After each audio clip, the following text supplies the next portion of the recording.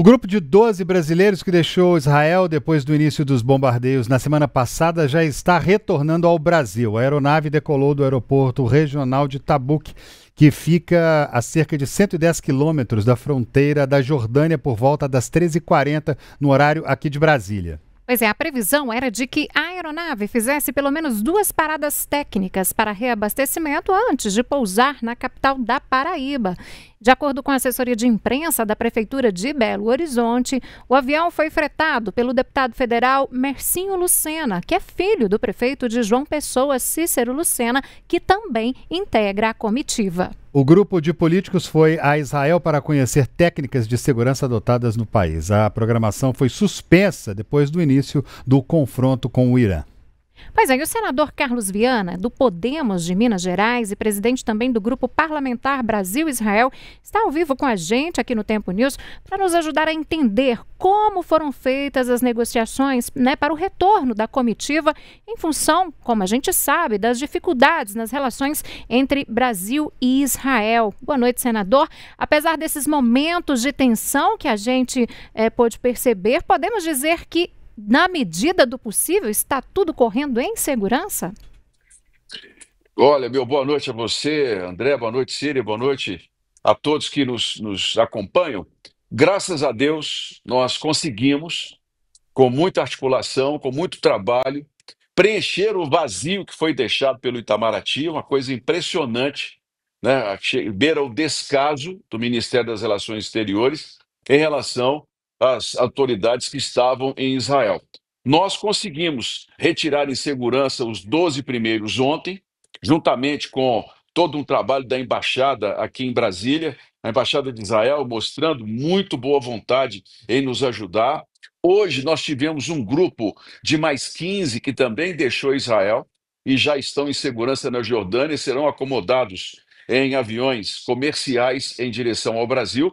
Inclusive, algo até muito inusitado. Hoje, no grupo que deixou Israel, estava uma comissão de influencers LGBT brasileiros que foram convidados para participar da Parada do Orgulho Gay em Tel Aviv e que também foram lá apanhados durante o conflito.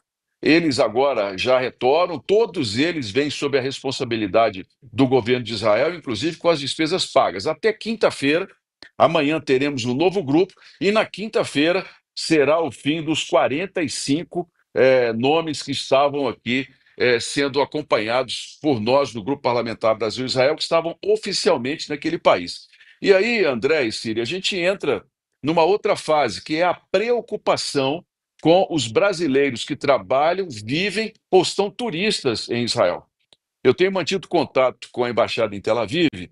No último levantamento, eram 450 pessoas decididas a retornar o mais rapidamente possível diante de uma operação de resgate, como foi feita com os brasileiros palestinos lá em Gaza pelo Egito. Só que dessa vez, o governo brasileiro tem de enviar os aviões até algum ponto da Europa, possivelmente Roma, e lá eles aguardarem a abertura do espaço aéreo de Tel Aviv.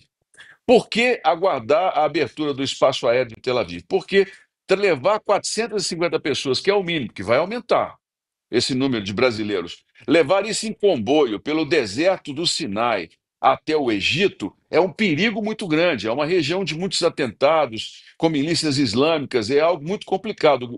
O Itamaraty não quer correr esse risco. Então, o certo é que o espaço aéreo de Tel Aviv sendo aberto, um avião brasileiro possa se deslocar até Tel Aviv e lá retirar os brasileiros. Amanhã, inclusive, está prevista a reabertura do espaço para resgate dos cidadãos israelenses que estão fora do país, em várias capitais da Europa, e que não conseguiram retornar para se juntar aos familiares. Portanto, até quinta, terminaremos o nosso trabalho com os brasileiros das comitivas oficiais e aqui estamos cobrando do governo brasileiro uma atuação, que o governo haja. O governo brasileiro precisa agir para poder dar tranquilidade às famílias de pessoas que estão lá em Israel e para serem trazidas com segurança em uma grande operação custeada pelo governo brasileiro.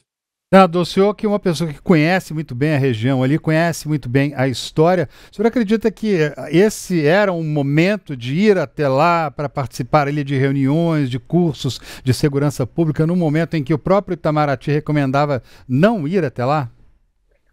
Olha, o Itamaraty, inclusive, hoje fez uma nota nesse sentido que, a meu ver, no mínimo, não é inusitada, mas no mínimo constrangedora. Porque o que a gente esperava do Itamaraty é que eles dissessem que estão criando um grupo de trabalho, que eles estão atentos, que o Brasil vai montar uma grande operação assim que possível, agir como um governo. Agora, a questão de dizer que Israel estava em risco ou não, isso está muito alinhado, André, a minha opinião aqui, à posição brasileira hoje de uma relação esfriada com Israel. Você sabe muito bem, o presidente Lula foi decretado persona não grata em Israel depois que comparou as operações em Gaza ao Holocausto, que o que para os israelenses, para os judeus, é algo que não se compara em hipótese alguma. Depois o presidente fez também várias críticas de genocídio e colocou o Brasil na contrariedade à política externa de Israel. Contra, inclusive, 70% da população. 7 em cada 10 brasileiros apoiam o direito de defesa de Israel. Meu posicionamento como presidente do grupo, como senador e como quem conhece muito bem a região, é de que Israel sempre foi assim. Eu mesmo estava em Israel em 2023, de repente começou um bombardeio, nós tivemos que correr para os abrigos. Todo aquele que vai a Israel, inclusive, ele é orientado sobre isso. Quando você entra num ônibus lá de turismo, mesmo que não haja nenhum conflito à vista, você é orientado que, no caso de sirenes tocarem, você tem que buscar lá um abrigo, um antibombas, que é muito comum em todos os lugares, todas as casas, inclusive, de Israel, existe um abrigo para isso. Portanto, não vejo, em momento algum, como despropositada a visita, porque ninguém imaginava que esse conflito iria fazer, e lamentável a posição do Itamaraty, do governo Lula, em soltar uma nota como essa, ao contrário de dar tranquilidade às pessoas e se posicionar como governo. Olha, o Brasil não quer receber o novo embaixador de Israel, o Brasil não quer indicar um embaixador para Israel, um país que é irmão da população. Uma coisa é um governo de esquerda que tem seu posicionamento, sua visão, eles têm lá o posicionamento em relação a Israel. Outra coisa é a relação diplomática do Brasil como povo irmão dos israelenses. Foi o Brasil quem deu o voto de decisão que criou o Estado de Israel com Oswaldo Aranha. Isso para eles é algo muito importante na história da relação entre os dois países. Então é lamentável, inclusive, esse posicionamento do Itamaraty com relação a essa nota que foi divulgada hoje, André. Agora, depois de todos esses acontecimentos, de toda essa relação esfriada, como o senhor bem disse, senador, o senhor vê possibilidade de esquentamento, de melhoria dessas trocas daqui para frente entre Brasil e Israel? Olha, é uma ótima pergunta. Vocês vejam como são as coisas. O presidente do Congresso Nacional é judeu, Davi Alcolumbre. O líder do governo aqui no Senado é judeu, Jacques Wagner. No Palácio do Planalto, nós temos vários judeus que trabalham lá, que são secretários há muitos anos ligados ao PT. E isso mostra claramente a proximidade que nós temos. E nós, eu e o líder Jacques Wagner, nós temos, inclusive, tentado de todas as maneiras melhorar essa relação. Por exemplo, nós não queremos que o Brasil se alinhe diretamente a Israel. Nós não queremos isso. Mas queremos que o Brasil assuma uma postura de equilíbrio e de isenção. Por que é que o presidente Lula, por exemplo, que tem uma relação muito boa com os palestinos que vivem em Gaza, por que que o presidente não usa desse prestígio para pedir ao Hamas, por exemplo, que liberte os reféns, que entregue os corpos, que para os judeus os corpos são algo muito importante dentro da religião deles? Então, que entregue os reféns, que entregue os corpos. Isso acaba com o conflito em Gaza. É uma posição muito mais proativa, muito mais equilibrada do governo brasileiro do que ficar condenando Israel. Vocês vejam bem, sendo bem rápido aqui. Por que que o Hamas atacou Israel em 7 de outubro de 23 e o que tem a ver com esse conflito com o Irã? É simples. O Irã é quem financia o Hamas, quem financia o Hezbollah no Líbano. O Irã dos ayatolás prometeu acabar, tirar Israel do mapa. Isso para eles é uma questão de honra dos ayatolás. Só que Israel conseguiu se aproximar dos árabes, da Arábia Saudita, dos Emirados, e estava para assinar o que eles chamam de Acordos de Abraão. Na nossa cultura judaico-cristã, Abraão foi um grande líder que teve dois filhos. O primeiro filho, Ismael, dos quais descendem os árabes, e o segundo filho, Isaque, dos quais descendem os judeus. Então, eles são primos, e Israel estava para assinar um acordo, sendo aceito, inclusive, pelos árabes. Mas o Irã, que não é árabe, o Irã que é persa e é xiita, não é sunita como a Arábia Saudita. É uma visão muito radical dos xiitas em relação ao islamismo. Eles, então, quando perceberam que Israel conseguiria esse acordo de paz, mandou o Hamas atacar. O Hamas atacou de uma forma cruel, matou 1.200 pessoas, feriu o espírito israelense. E imaginem um regime como esse dos ayatolás, eu tenho falado isso, que, olha, o Hamas estuprou mulheres, o Hamas matou crianças enforcadas, mas o Hamas sequestrou pessoas. Vocês imaginem um regime de ayatolás com bombas atômicas, com uma bomba atômica. Eles soltam essa bomba atômica achando que estão fazendo um bem para a humanidade em nome do Deus que eles acreditam. Então, a nossa posição é de entender o que está levando Israel ao conflito e o Brasil se posicionar de uma forma em tentar resolver o conflito, não fazer uma condenação direta por questões ideológicas ao povo israelense. E como é que o senhor tem avaliado a questão da posição do presidente norte-americano em relação justamente até aos ayatolás, porque ele estava hoje no G7, saiu e disse que, por enquanto, não ia executar lá o líder supremo, o ayatolá Ali Khamenei. Como é que o senhor viu esse posicionamento de Donald Trump, senador? Olha, eu vejo Donald Trump muito além do que o cargo de presidente precisa.